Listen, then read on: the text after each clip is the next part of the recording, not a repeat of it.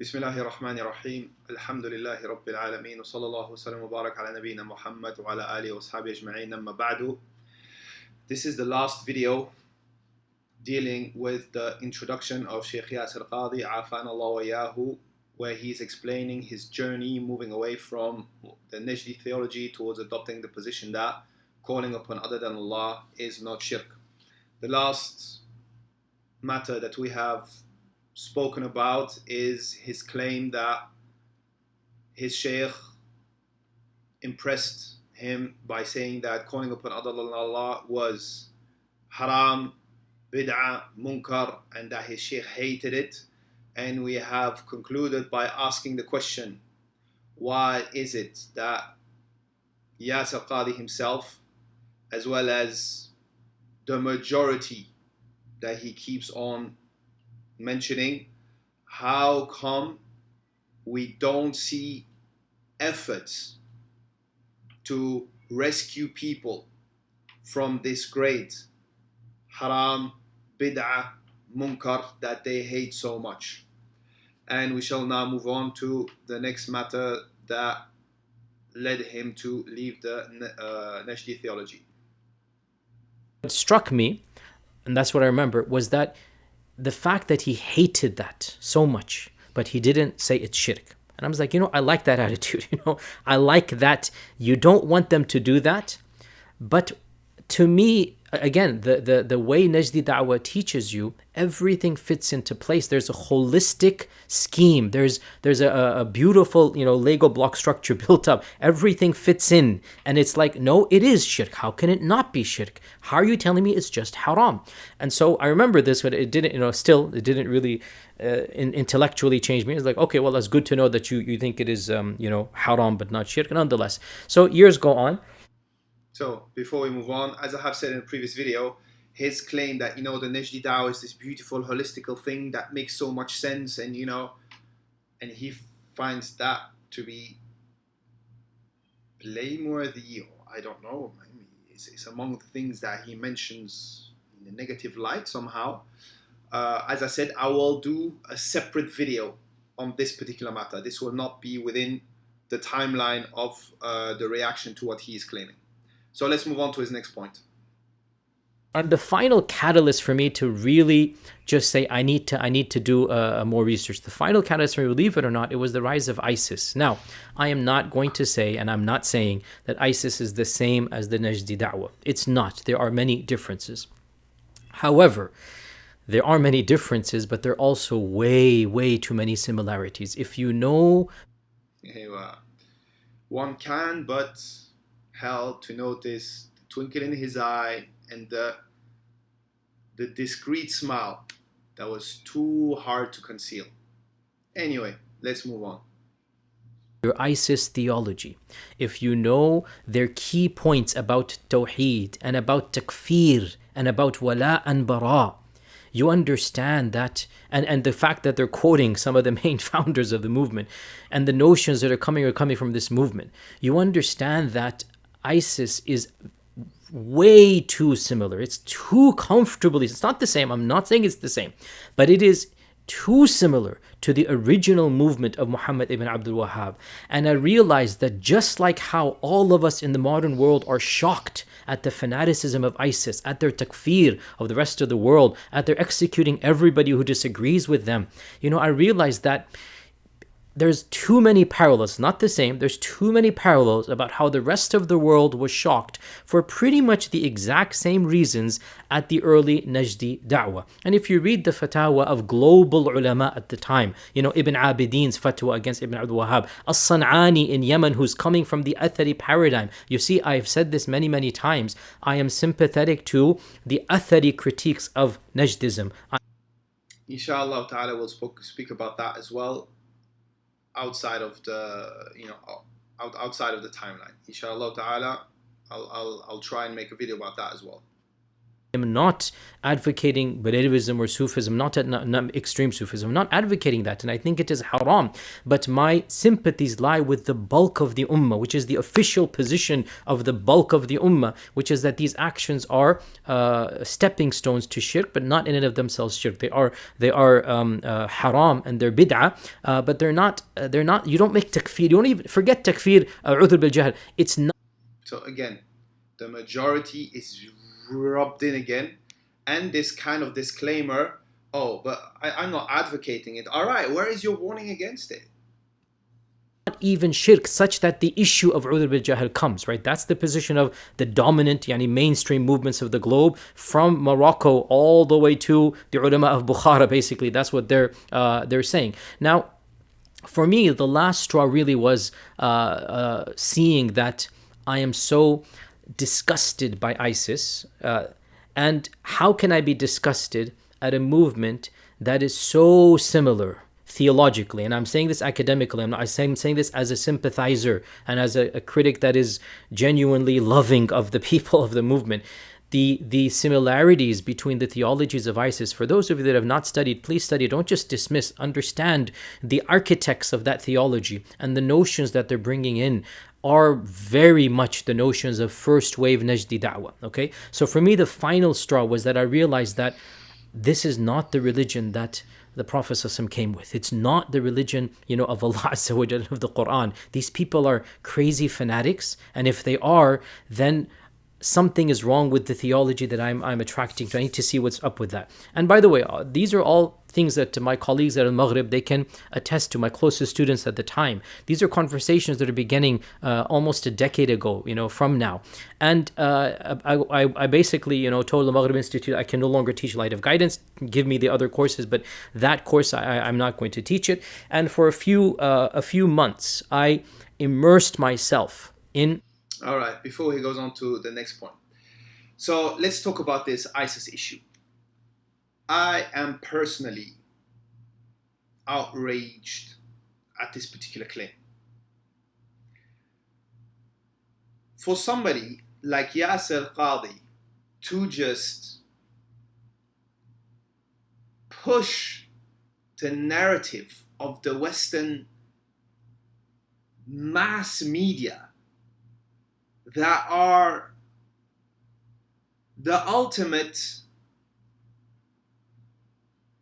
de-intellectualization tool, that are the ultimate brainwashing tool, that are just leading the sheep to wherever they need to be so that the elites can further their agenda.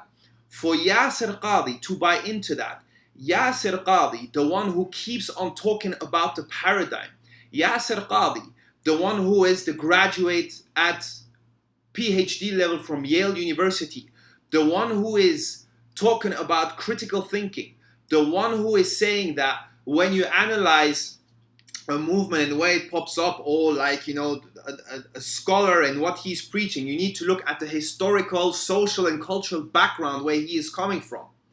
Yasir Qadi, the one who says that us Westerners need our own scholarship that is completely detached from Saudi Arabian scholarship because they don't understand the context that us Westerners are dealing with.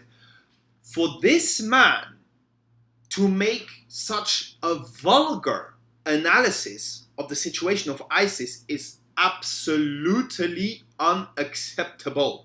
He is the first one who should be refuting these kind of bogus claims. So I allow myself to talk to you a little bit about the paradigm. What is a paradigm? First of all, unlike what some weirdos claim, paradigm, the word paradigm is not a terminology that comes from the ilm al-kalam background, philosophy, etc. A paradigm is something that is used in sociology to explain human behavior at an individual and at a group level.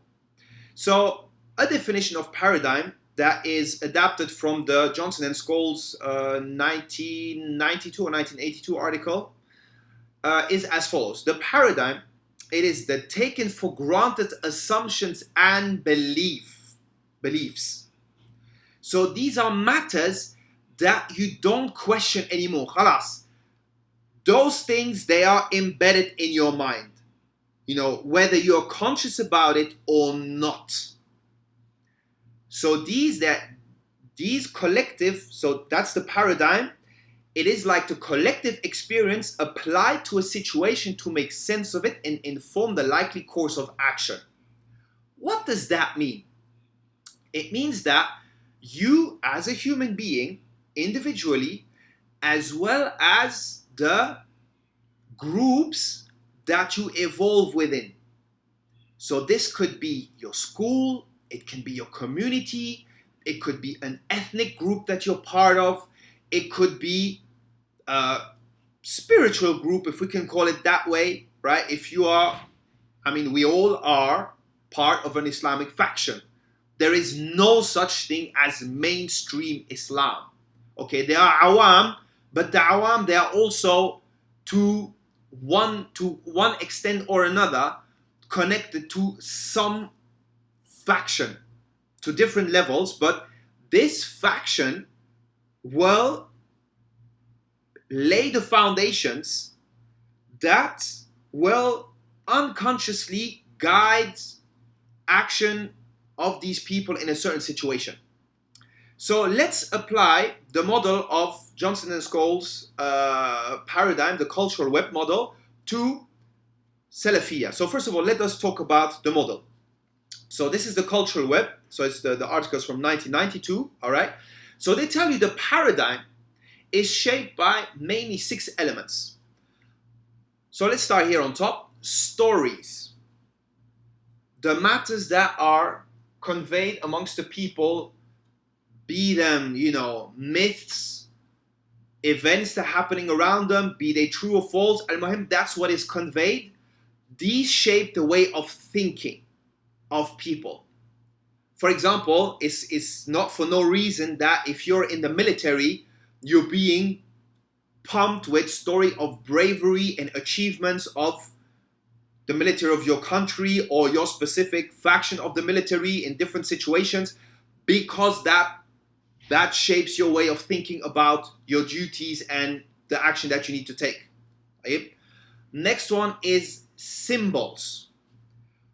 What are the symbols that are used by, be it an organization, the logo? What does the logo represent?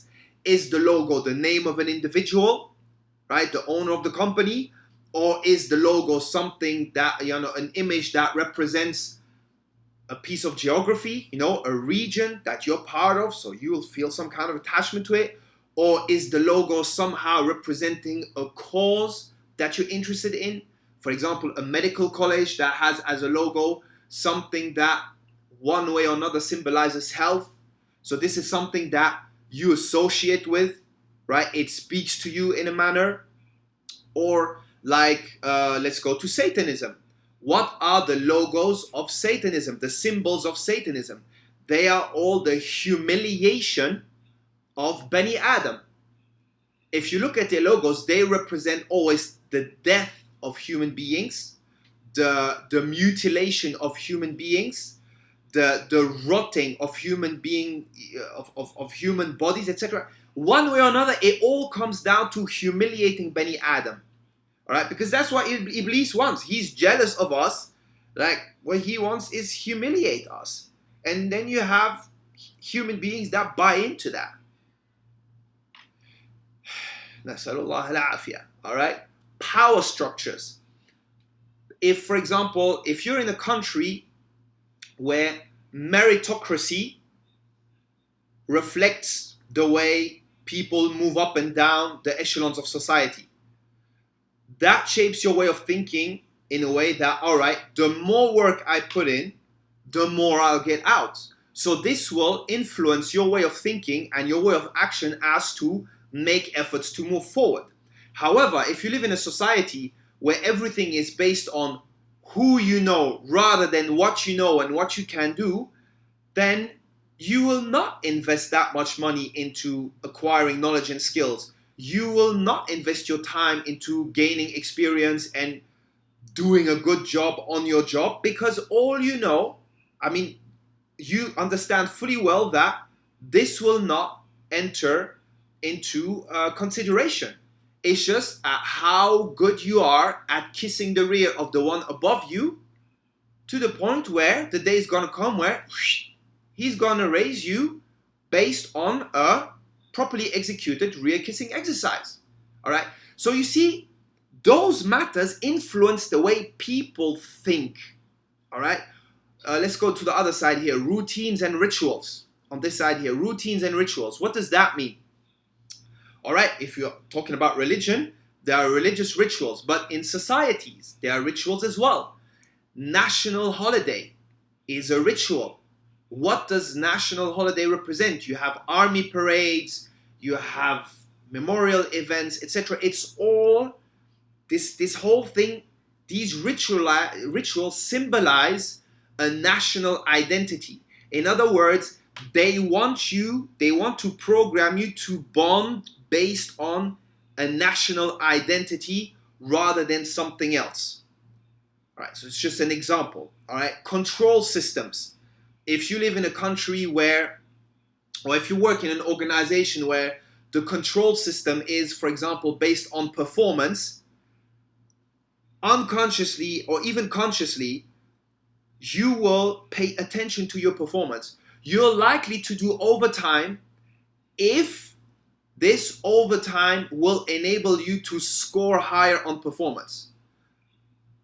Unlike if you're living if you're working in a society in a company where it's about the time you show up and the time you leave, you might also work overtime if that is what is rewarded, but you will not invest that overtime into performance. You will be sitting there playing on your phone, wasting time on social media, or maybe in best case reading a book, all right, or busying yourself with something else that's beneficial to you, but your action will not be towards performance. So you see how the control system influences the way you think and the way you act. All right, so now, as I said, let's apply this model to salafiyah from a basic and theoretical aspect. So let's go to stories. What are the stories that should shape our paradigm as Salafis? Well, first of all, we have the biography of the Prophet Muhammad ﷺ and the stories of the early generations. Right? That is definitely, a gold standard when it comes to stories. However, in the day and age that we're living in, there's only so much we can relate to when it comes to, the practical underground experience from these generations. We also need contemporary success stories of people who made it, be it, first of all, religiously. How have people, achieved stability in their deen, stability in their aqidah, stability in their worship? How did they do it? How did they acquire knowledge? Fulan, our Western brother, who, was just a brother in the masjid and is now teaching at a very high level. How did he do it? His success story has to be an inspiration for us. But not only when it comes to deen, also for dunya matters. Fulan got a stable job. How did he do it? What are the hurdles that he had to jump over? What is the strategies that he implemented in order to navigate the difficult terrain to getting a halal job and preserving his religion along the line? Family success. All right, this family there, they've been married for 30 years now. They have all these kids. Their kids got, successful marriages as well. How did they do it? All these matters, all these stories are important to be conveyed and, spread in communities in order to be a source of inspiration and shape the way we think about these matters. Then, all right, here, some of it is cut off. I'll just read that. So, symbols. When it comes to symbols, we are the no logo religion. Islam has no logo, and it is the only religion that I know of that doesn't have a logo. No moon, no crescent, no star. No. The Mus'haf is not even a logo. All right? No ayah from the Quran, not the Basmala. None of that is used, as the logo of Islam and the Muslims. If you see any of these things, well, they're not from the Sharia. All right? But don't we have any symbols? Yes, we do. Revelation, the Quran and the Sunnah, they symbolize the core of what we are and what we stand for in our absolute ultimate reference point and guidance for everything. Right? So that's as far as symbols is concerned. Power structure. So, of course, we have the respect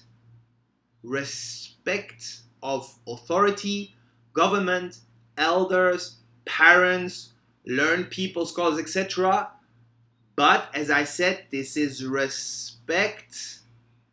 But this respect is only as long as it is in line with revelation. Our power structure is on top, the Quran and the Sunnah, and everything underneath is only acceptable as long as it is in line with that top. That's the way our power structure is supposed to function. Right? I'm not saying it does, but this is the way it's supposed to be. Okay, organizational structures. So, as far as organization is concerned, as a religious faction, we are pretty flexible when it comes to organization. However, when it comes to acquiring and passing on knowledge, here we do have a certain organizations and we have a certain way in doing it. And it is mainly the narration chain. Al-ilmu yu'khadu an ahlihi. Knowledge is taken from its people, not just buying books and doing your own thing. Control system. So once again, this is flexible, but again, revelation is the yardstick, is the reference point for any control system. And then when it comes to routines and rituals, obviously we have the 5 daily prayers, etc. All the obligatory and recommended worship from the Sharia, the way it is, plainly, without any addition or omission. And then we also have learning circles, da'wah, but we also need more routines and rituals from a social perspective, within families, within communities, etc. But anyway, let's not go too much into that. So all of these things here, they shape our paradigm. They shape the way we think, filter information when it comes to us, and act accordingly.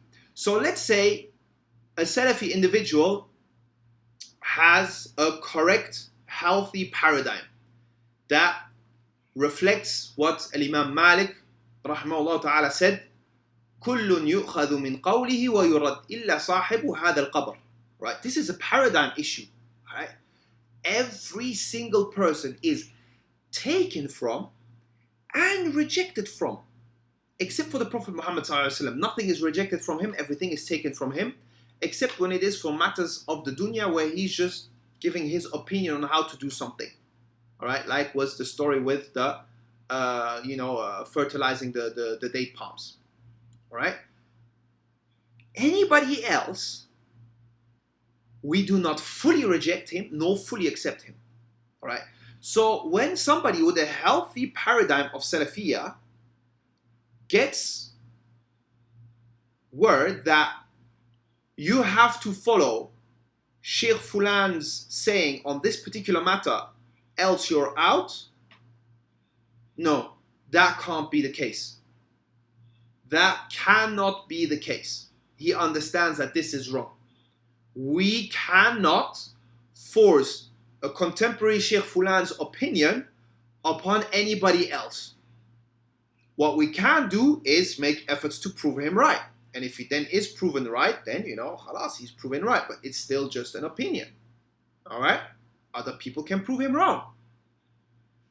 But when you are giving an authentic hadith on a particular topic, there is no rejection here.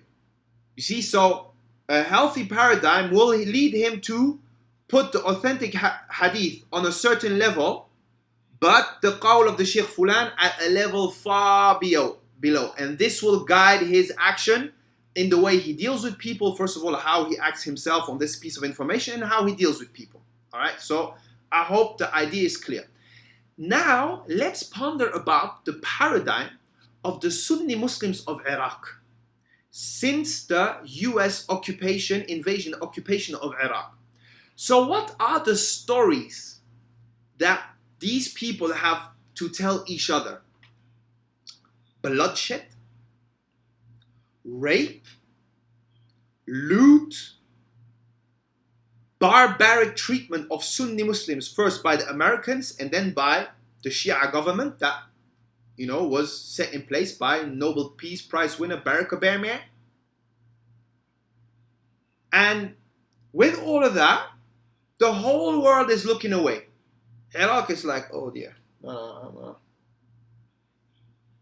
Don't want to have anything to do with that. So how do these people feel? Then, when it comes to symbols, when you live in that kind of situation, every uniform, every governmental building, every anything looking official is really just a symbol of your oppression.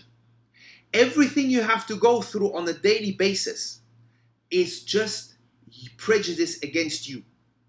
If you're a Sunni now in Iraq, you will not manage to do the most basic necessities of life when it comes to official matters.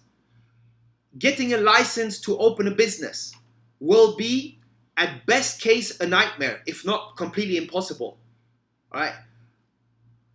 Getting an inheritance passed down from a deceased person, right? Getting the paperwork done is gonna be terrible, right? Because you are systematically, understand the word systematic. There is a system in place to oppress you. That's what these people are in, right? So this, when it comes to power structure, that's where it is that every key position is handed over to your enemies. The ultra-sectarian Shia government of Iraq has all the key positions and is not allowing Sunnis to raise their heads, even on very basic needs. Right? Then the organizational structures, as I said, it is the US established empowerment of ultra-sectarian Shia.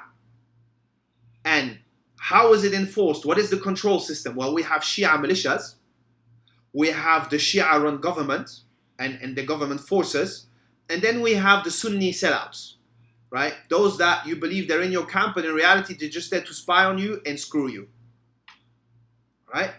Then what are the routines and rituals? Well, we have the systematic Sunni oppressions. We have that is done legally in administrations and by the armies, or illegally by the militias and mobs, all right? We have arbitrary arrests.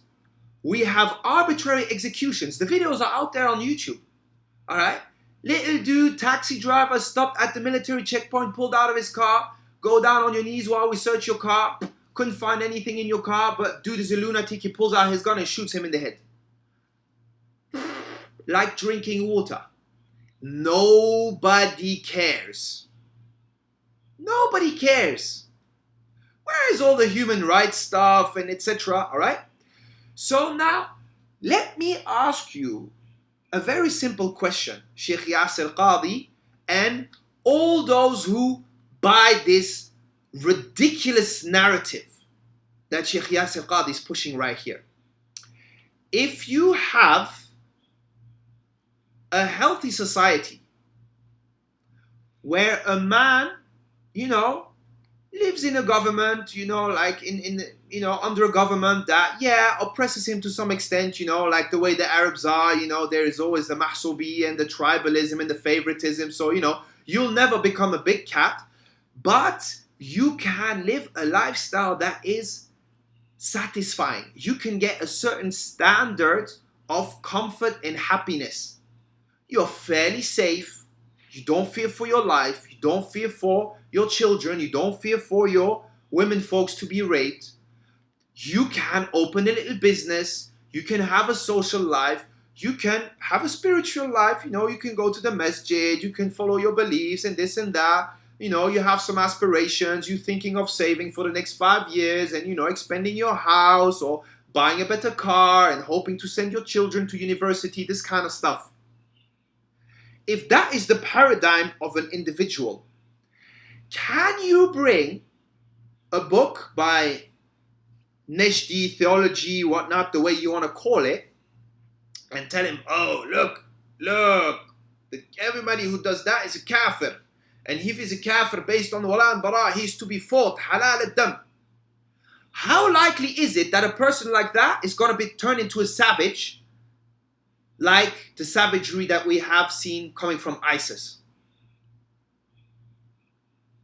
Please answer that question for me.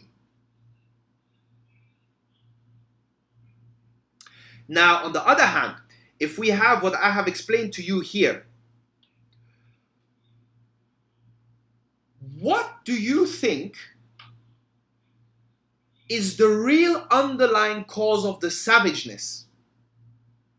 Is it the Najdi fatwa or this thing right here? And could it be that this thing right here has given maybe some particular twist to the interpretation of the Najdi fatwa? Sheikh Yasir Qadi, graduate at PhD level from Yale. I'm sorry, but Sheikh, this is outrageous. This is outrageous for you to make such statements. And I am really not happy in the way that so many Muslims just buy into this vulgarized narrative of the Western media on the problematic of ISIS. All right? What I am telling you here, this is not a justification of ISIS. Please, guys, this is an explanation. If we want to solve that problem of ISIS, we have to solve this problem here. Once these things here become healthy, the problem of ISIS will be solved. Nothing else. Well, it's been already quite long. There's going to be still another video on this before we manage to conclude the first section. I will stop here for now. سبحانك اللهم وبحمدك أشهد أن لا إله إلا أنت أستغفرك وأتوب إليك.